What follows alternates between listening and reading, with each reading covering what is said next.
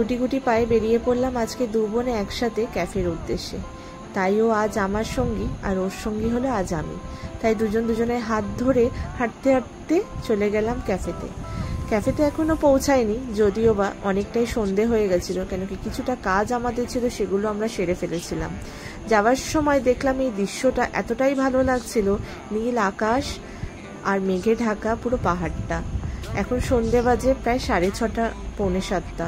এখানে আমার বোন বসে রয়েছে, এখন বোনের দায়িত্বটাই পুরোপুরি আমার ওপর। আর বলতে না বলতে পৌঁছে গেলাম পাঞ্জাবি কড়াই। না, আমরা কিন্তু পাঞ্জাবি কড়াইতে যাচ্ছি না, পাঞ্জাবি কড়াইয়ের ওপর আরেকটা ক্যাফে আছে, যেটা পাঞ্জাবি কড়াইয়েরই ক্যাফে, যেটা হচ্ছে কর্মা ক্যাফে।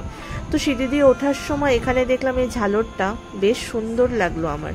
তারপর এখানে বুদ্ধার স্ট্যাচু, অনেক রকম বুদ্ধার ফ্রেম, সব কিছু তো আর পরে সম্ভব নয় ওঠা।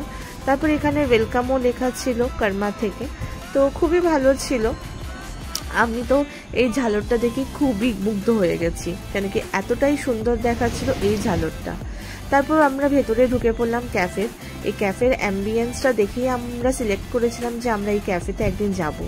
আজ বলতে না বলতে হুট করে আমাদের প্ল্যানিংও হয়ে গেল। আর এখানে আমরা আসতে না আসতে খাবারও অর্ডার দিয়ে দিয়েছি। আর এখানে আমার বোন দেখুন হাসছে। আর আমার কাজ তো ভিডিও করা, যেহেতু আমি ভিডিও করতে ভালোবাসি, ও করে।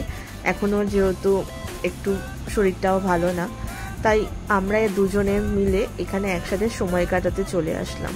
আর এই অ্যাম্বিয়েন্সটা দেখে আমার কলকাতার সোশ্যাল হাইডআউটের কথা মনে পড়লো।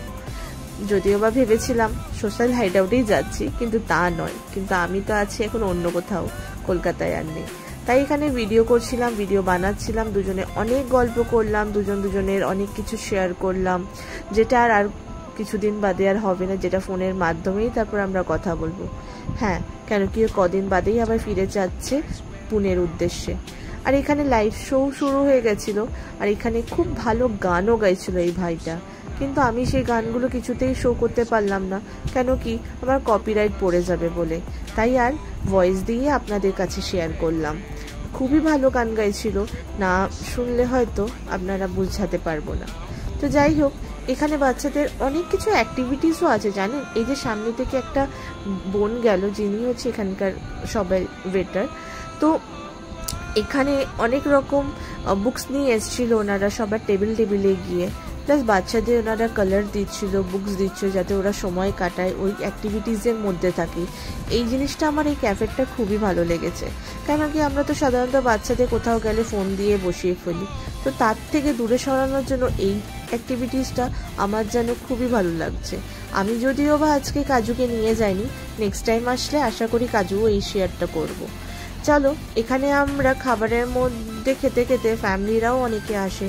প্লাস আমাদের এত খাবার হয়ে গেছিলো, আমরা দুজন খেতে পাচ্ছিলাম না, তাই ও আমার মুখের দিকে তাকিয়ে রয়েছিল, কেন কি এখনো খেতে বাকি পাস্তা। আর বোন বলছে যে খা, আর আমি বলছি তুই খা। তো যাই হোক, এই ছিল আজকের আমাদের দুজনের একসাথে সময় কাটানো। আপনাদের যদি আমাদের এই ভিডিও ভালো লাগে, অবশ্যই একটা লাইক করবেন, শেয়ার করবেন, কমেন্টে জানাবেন কেমন লাগলো আমার এই ভিডিওটা। তাহলে দেখা হচ্ছে আবার নেক্সট ভিডিওতে। ততদিনের জন্য সবাই ভালো থাকবেন, সুস্থ থাকবেন। দেখা হলো অন্য ভিডিওতে। টাটা।